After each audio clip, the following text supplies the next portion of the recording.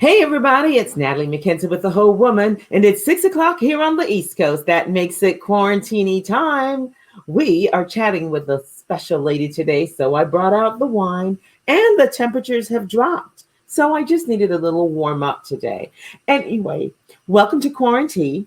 It's time for another fun episode. And today's guest, ladies and gentlemen, is none other than the president and CEO of 5001 Flavors, Harlem, Haberdashery, and Bespoke Spirits. Make some noise, throw up some hearts, and help me welcome Sharene Wood. Hi, how are you? Well, Sharene, welcome, welcome. I want to know what's in that glass, but we'll talk about that later. Absolutely. How are you doing? I'm good. I'm so excited to be here. Thank you for this opportunity. We're delighted to have you. And have you been staying well during COVID? The family's all healthy? Everybody's doing as well as they can be in these trying times, but thank you for asking. Good. So, Sharene, this concept you have, this empire that you were building with Like your that word? family, it's something special. I love the concept. So you have um, a haberdashery in Harlem, and I have to say the two names just roll off your tongue, and it just makes you want to have a little scotch on the rocks and cross your legs in these big leather chairs. That's beautiful. And 5001 flavors. And then you have the HH Bespoke Spirits. We want to know about that. But more importantly, how dare you? Who put this in the little girl Sharene's brain? What went into the making of you that you would grow up to do this? Because this is vision. Well, I would love to say that it's a vision realized, but honestly, when I was building it, I could have never imagined where it's at now. So the success is from a lot of hard work, a lot of sacrifices, a lot of failures, a lot of opportunities. And I think what everybody needs to know is that when you start small, you can go big, or you could dream big and go big. But I really did not know when we started where we would be. I'm Harlem born and bred, born in 70s Harlem, was born 1972 in Harlem. I have a large family that's still based in Harlem. I have a lot of other family members, throughout the Eastern Coast, but Harlem is home to me. Born and educated in Harlem, went to PS 200, lived on 150th Street, right off of 8th Avenue. So I definitely rep Harlem to the fullest. Went to PS 200, also went to Prep for Prep, which is a program for inner city children, for gifted and talented kids. It's a wonderful extracurricular program that allowed me, after 14 months of going to this special school after school and on weekends and during the summer, I got a scholarship to Riverdale Country School. That was the private school I chose. A lot of other students were able to pick schools throughout the city, but Riverdale Country School was the school for me. Graduated in 1990 and went to Columbia University. Wanted to stay close to my family. You've mentioned your family several times. Tell us a little bit about them. Tell us about your parents, your siblings, or do you have siblings? Tell us about that. So my mom, Esther Barnett, is probably watching, my biggest influence and greatest cheerleader always. I have a younger brother, Kels Barnett. Kels is a few years younger. So when I was in college, he was still in elementary school. I have an older sister, Star, who unfortunately passed away 2 years ago. She actually lived down in Charlotte, North Carolina. So I was kind of sandwiched in between them. Felt like an only child because my sister didn't live with us, and my brother was pretty far down the path. I was still Young. a teenager when he was born, but loved being in the middle and loved having that experience of having siblings. And my family, I have a large, oh gosh, large amount of cousins and aunts and uncles that raised me, and so it's really important for me to stay in Harlem. I wasn't really ready to go. But absolutely wanted a campus experience, and Columbia allowed that for me. And they have a fantastic campus on 116th in Amsterdam. A lot of people don't realize how booming that college feel is there. I had my own little apartment on campus, but I could still walk home if I needed to. So it was a wonderful experience. And Sharene, let's go back a little bit. You mentioned a program, Prep for Prep. Let's talk a little bit about that. Tell us what that is. So Prep for Prep is one of these really great programs. They have several throughout the city, ABC, A Better Chance, Oliver Scholars, and it really is an opportunity for kids that don't have access to some of the resources for academic excellence, academic tutoring, help with the testing that's required to get placement into various prestigious private schools. I was contingent 6, which is my group, and I think right now they're up to contingent 30 something. So there is a large group of inner city kids and kids that go to the gifted and talented programs throughout the city that are given opportunities to matriculate in these different private schools. I'm still friends with a lot of the individuals I went to Prep for Prep with. So it's a great program to be alumni of. And so Prep for Prep prepared you to go on to private high school. Yes. Yes. And So then they helped place, but also provided a lot of different emotional and networking opportunities. The early 80s at private school, it's not a lot of Black and brown people. It's very different. It wasn't very diverse. So there's a lot of social issues to talk about, especially then, and even now it's still a concern. But I was, one Black person for a long time oh at wow. my school. Wow, that's interesting. Tell us about the dynamics of high school. Were you athletic or strictly academic? Oh boy. So I think I had all of my athletic prowess burnt out in 1 year. As a freshman, I ran track, I played basketball, and I ran cross country. Mm, And didn't really like what was happening with my hair. So I was like, you know what, I can't do this. I'm going back to gym. mm. But I was able to participate. I did get a varsity letter from my track participations. I was really excited about that. And that was kind of all of my my athletic career. I was a little bit more social after that. Did a lot of clubs, school, but it was very vigorous academically. So I was more concerned about getting good grades than academic. Than athletics. Awesome. So that would have kept anybody busy. Yeah, it was a lot. It was a lot of late nights. It was a lot of traveling, and I told my mom I did it, and I'm not going to do it again. And she drove me around and picked me up late. When I didn't want to go, she made me go because I committed to it. But that was the end of my athletic career after freshman. So you decided to go really far away from home for college. You went up the street to Columbia University. I Yes. didn't know less. What was your major? And tell us real quickly about that experience. So I was pre-law, and pre-law at that point was a sociology degree, which I actually loved. It gave me an insight into people and criminology, and all those classes were really great, especially since I wound up in the entertainment fashion industry. So I got a good idea of how to, read people.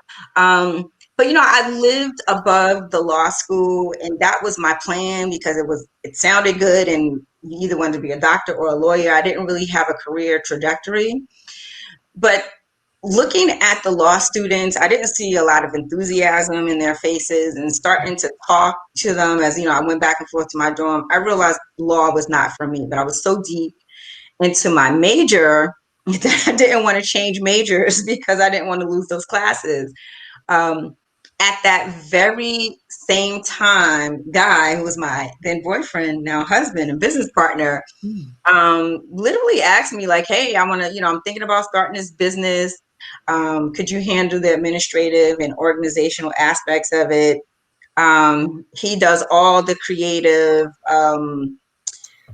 designing. And so I said, sure, this is something I could absolutely do. Not thinking and knowing that years later, decades later, almost 30 years later, we're about to celebrate our 30th year in 2 years, not knowing that we would still have the business and that it would be thriving. So, started as a favor and ended up being something that has been kind of life transforming. Wait a minute. So, So that's something you never know when the opportunity comes, how big it is going to be in your life. so you said Um, you were just dating. You, yes. it sounds like you weren't quite sure you were serious about him, and you decided to Well, go in I business mean, I was together. 20. I was 20. Wasn't really, trying to plan a future. As much as you think in the 20s, you don't realize how big your life is ahead of you. And so for me, it was really about finishing school and trying to figure out what I was going to do, not knowing that I had already selected what I was going to do at that moment. And so I was in there in school planning for something else, but this opportunity presented itself and it morphed into this really significant part of my life that even today we're still talking about. Some of our clients we still work with from that day. Early 90s was a time where music videos and storytelling kind of came together and people really needed a great visual appearance. So branding, image consulting really became something that was important to an artist or entertainer or a record label. And so once we became part of someone's brand and their look, you ultimately become part of their everyday brand. And so that means creating their looks, helping them with their videos for red carpet, if they do a movie role, if they do a commercial, if they get married, unfortunately, if they go to a funeral, or if one of your clients passes away, you become the go-to for that same look that's consistent. And it really is about working with the entertainer and or talent and giving them what they need. And that is the definition of service for a brand. So we're not logo driven. We're not designing things that people know it's 5001 because we put our name all over it. It's about working with different brands and helping them get the look that they need. A lot of conversation goes into what does Missy Elliott wear? There's a conversation about color palettes that she wears, color palette she doesn't wear, silhouettes. What's the theme of the story? What's the background? What's the color? And so there really is a story that we're telling, and you have to be on brand for your celebrity.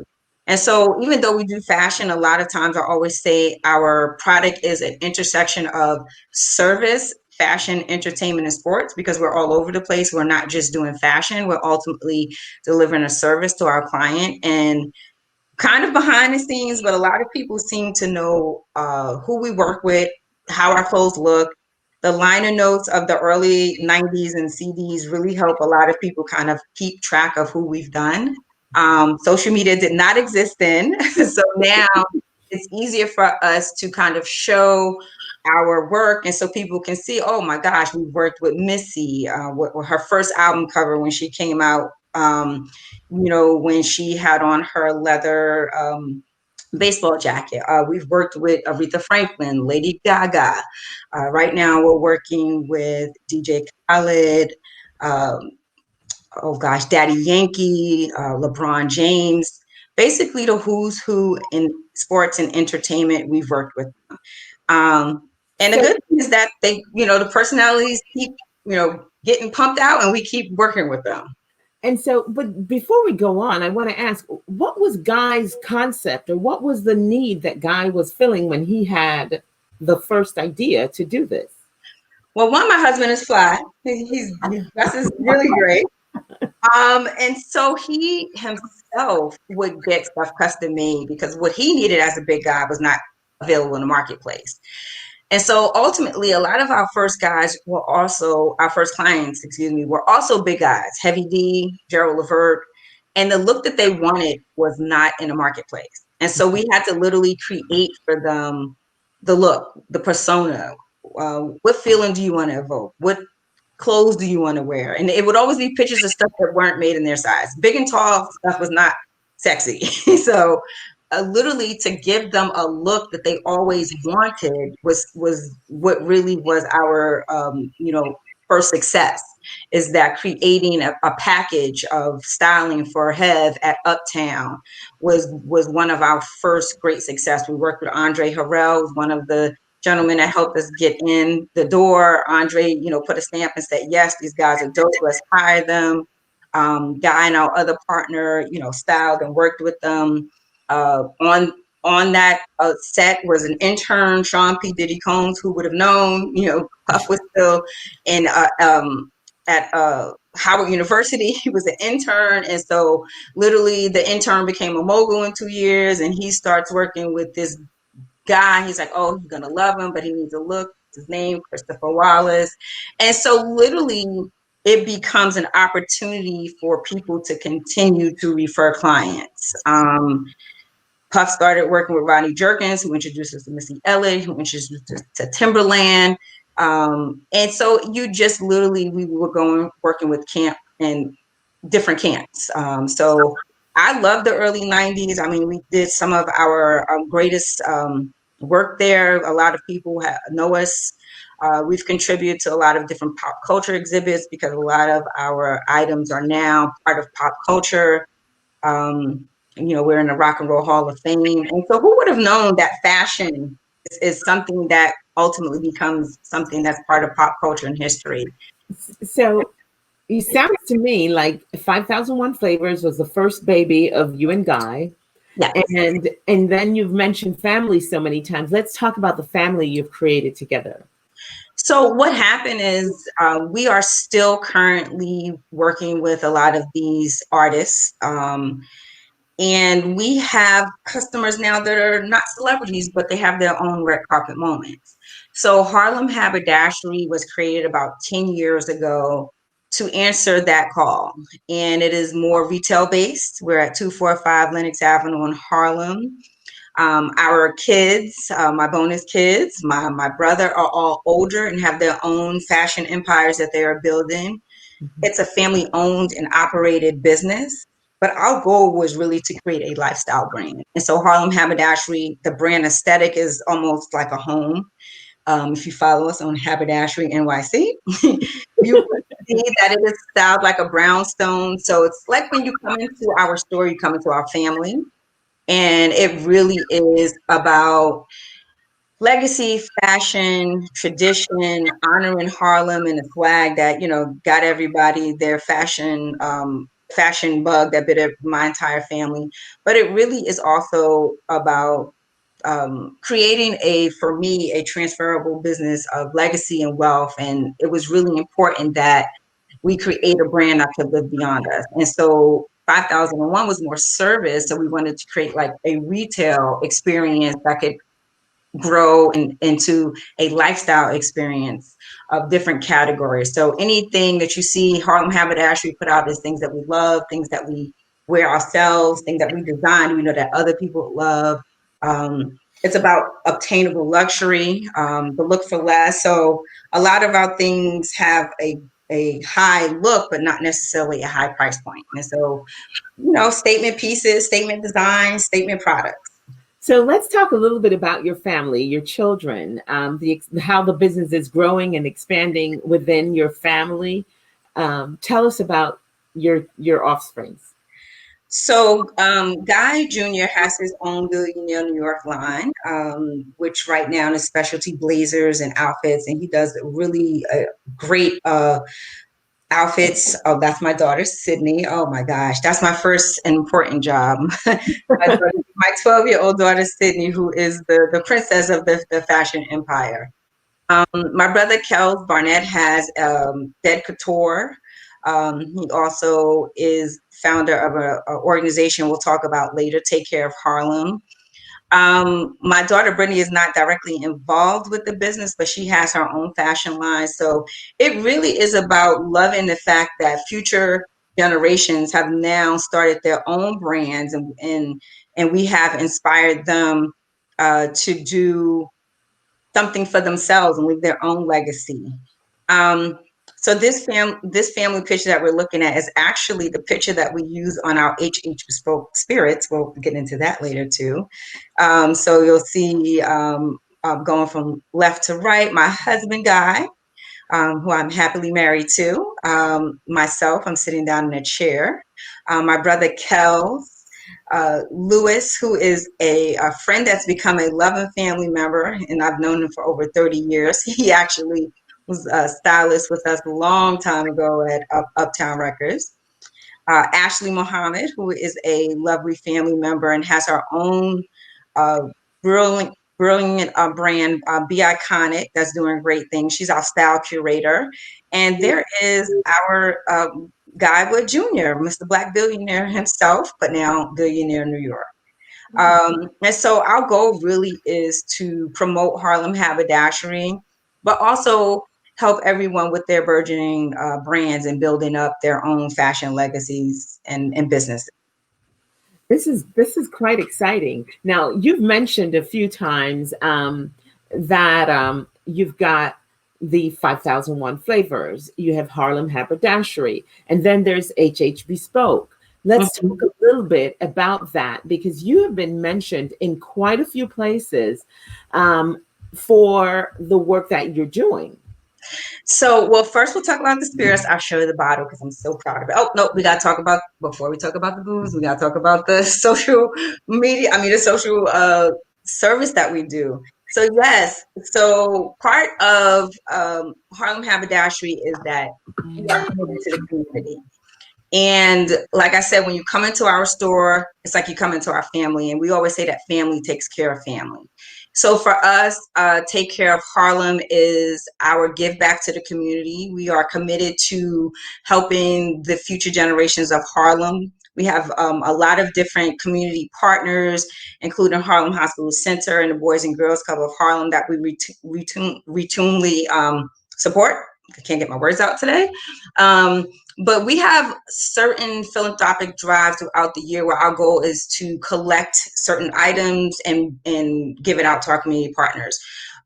Pre-COVID, we had an exciting Elegant for Prom. We collect new and used gowns and suits for graduating seniors to wear to prom and graduation.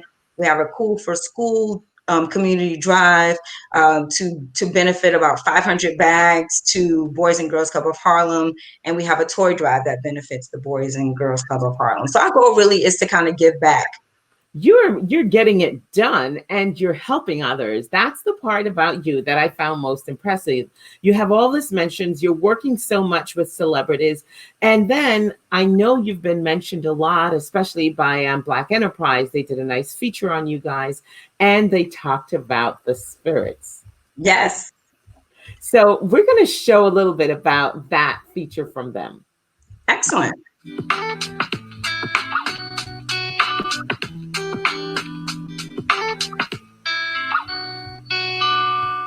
My name is Sharene Wood. I am President and CEO of Harlem Haberdashery and our new division, HH Bespoke Spirits.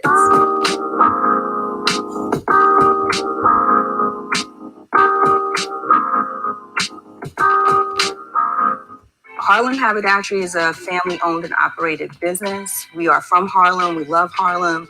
We love the style and swag of Harlem. So we definitely had to, make our flagship store in Harlem to celebrate the fashion, the legacy, the tradition. Our clothes are often part of our clients' lives when they celebrate, when they achieve things. So for us, it was kind of easy to also create a new, similar branded custom experience, but now in the spirit. So for us, it made perfect sense. We partnered with Luna. That's the same type of custom manufacturer, but for spirits. Small, family-owned and operated, and really had their eye and their finger on the pulse of what their customer wanted. So it allowed us to customize our spirits to what we felt like our customers wanted. HH Bespoke Rum, Gin, and Vodka are great basics for classic cocktails. So we wanted to start with the basics, and then we would expand into something a little bit more specialized. Harlem Haberdashery. Okay. So where's my rum? Well, we have to send it to you, but look, I have mine. So when you said Quaran-Tea, I made my own version. What do you have there? Let's talk about the spirits. So about 2 years ago, we launched HH Bespoke Spirit. It was an exciting brand expansion for us. Like I mentioned, we started Harlem Haberdashery with the goal of becoming a lifestyle brand. And for people that don't know what that means, our goal was to expand into different categories: home, beauty, um, frames that you see behind us, furniture. So anything that you love and see in Harlem Haberdashery is the aesthetic of our brand, is where we want to go. We want Harlem Haberdashery to be part of a lifestyle. And so that is something that for us was really important, because it's a mass opportunity for us to take our products into different retailers and around the world. It's an opportunity for you to live outside of just a retail store, a great opportunity to be international. HH Bespoke Spirit was our first opportunity with a third party company that we worked with. We worked with them to design the lovely bottles. We designed the bottles just like we work with our different clients. We design each bottle to be very specific. So if you enter our brand at the HH Bespoke Spirits, it's a great bottle with great detailing. But if you know us as Harlem Haberdashery, you absolutely see the fashion influence. So always trying to keep the Harlem Haberdashery aesthetic in any design that we do. Like I mentioned, it has to be something that we love as a family, something that we don't mind endorsing, and something that we use. So HH Bespoke Spirit is our Instagram and Twitter name. Definitely look us up. Or HH Bespoke Spirits with an S.com. That's our web. We are sold in 5 different states. We're looking for national distribution, where that's one of our goals for this year. We're sold in Pompet Wine Shop, at Friedland's Liquor in New York, and reservebar.com, or Reserve Bar Spirits. They ship all over the country, so definitely please support us. Holidays coming up, send a gift to someone that you love for Christmas or holiday. Everybody loves Black-owned spirits nowadays, so we are happy about that. Okay, so we're short on time, but I have to ask you 2 questions. Mm-hmm. How have you pivoted in the middle of COVID? What did you do to stay relevant over the last 6 months? Well, through Take Care of Harlem, and they can be reached at takecareofharlem.com. We partnered with Take Care of Harlem and the Dot, and we actually made medical grade PPE to donate to our community partners. So since we already had the design intelligence of being able to make a garment, making PPE is the same process. You have to have a manufacturer, you sew it. Most important, you have to source the medical PPE equipment. So since we already had the manufacturing know-how, we had the machines, we had the contacts to produce garments. It was just a matter of pivoting and sourcing medical grade PPE stateside, which was really hard. So we had a few local private and corporations, individual donors that donated money, and we were able to gift our community partners with much needed PPE. So we have several hospitals throughout the New York City area, including Harlem Hospital Center and Mount Sinai, that were gifted our PPE at a time when they didn't have it. And that has been a great give back, because literally everyone was sitting around not knowing what to do. And so being able to use our for-profit business to help during a national pandemic was really, very proud to have been able to provide that service. Excellent.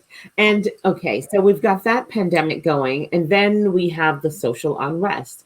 And from everything you've shared with us today, your clientele is predominantly in the African American and minority community. How has all of that impacted you, or what have you done, and what has the business done to stand up and stand with those who are seeking equity instead of just equality? So it's really important.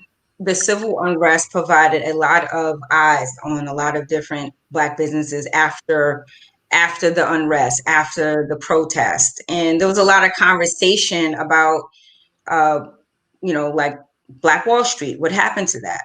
I think to move ahead, we have to kind of realize that there's economic power that we don't realize that we have. And I think the conversations behind the civil unrest, how do we move forward, how did we get here, a lot of that is about creating unity within our community, and so we can progress. Recently we were featured in Harlem Parade. It's a great organization, harlemparade.org. It's a celebration of culture, community, and commerce. And talking about moving ahead, it really is about this collective economic empowerment that we must have. One as a community, one to support Black owned businesses. And so it's really important to know that the civil unrest is happening and we must address that. There's justice that we must seek. So we can do that by, secretly or silently, or, supporting organizations like Until Freedom, or organizations that uplift us. But also there's an economic opportunity for us to come together and really put all of our resources together as a community and support each other. Keep our dollar in the community, support Black owned businesses, not as part of a protest, but as part of your everyday things that you're doing. And so I really think that there has been a shift in the mindset of people, knowing politically what's going on, knowing who's in the White House, and knowing that we cannot expect other people to uplift us as much as we think they should. We have to uplift ourselves. So I think the civil unrest has made a lot of people realize that there's economic power in our communities, and that we really have to shift our mindsets in order to achieve something greater than what we have. Well, ladies and gentlemen, we have been talking with Sharene Wood of 5001 Flavors, Harlem Haberdashery, and Bespoke Spirits. And she just said it very clearly. We need to participate in our own rescue. And that means circulating our dollars in our communities. I'm Natalie McKenzie, and it's been an absolute pleasure chatting with you today. But join us same place, same time tomorrow as we chat with Kenneth Gifford, rounding out the week, owner of Area 21 Studios, founder of Newark International Film Festival, and director of the Newark Office of Film and Television. Thank you so much for sitting in with us today, Sharene. We look Thank forward you, and cheers. And I will be in to shop for spirits and clothing. Let me know when you're there, Natalie. Thank you so much. Our absolute pleasure. And All now, right, love you. Thank you. Enough life to live, enough joy to give, enough love to share. I wish you enough. Good night. Good night.